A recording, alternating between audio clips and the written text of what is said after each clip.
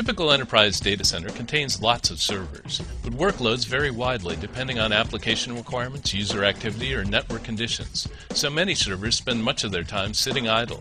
That's a waste of precious hardware resources that demand expensive power, cooling, and ongoing maintenance.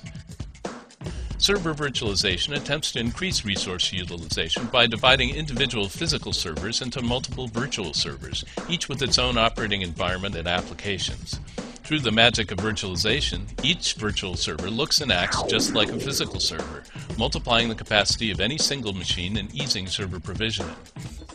In its most technically advanced form, virtualization software called a hypervisor creates a layer of abstraction between the virtual servers and the native hardware.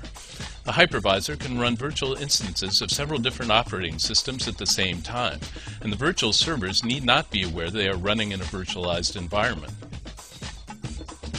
A second method is to run each virtual machine on a version of an operating system that has been specially modified to cooperate with the hypervisor.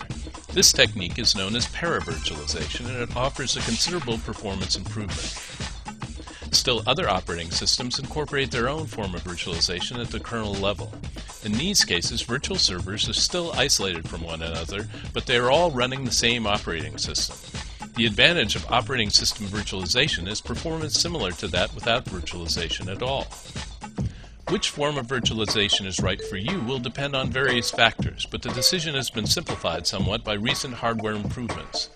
Modern processors often ship with built-in support for virtualization, which eases the burden on the hypervisor and can improve performance no matter which form of virtualization you use. It's important to remember, however, that while server virtualization can lower costs, it can also actually increase the complexity of the IT environment.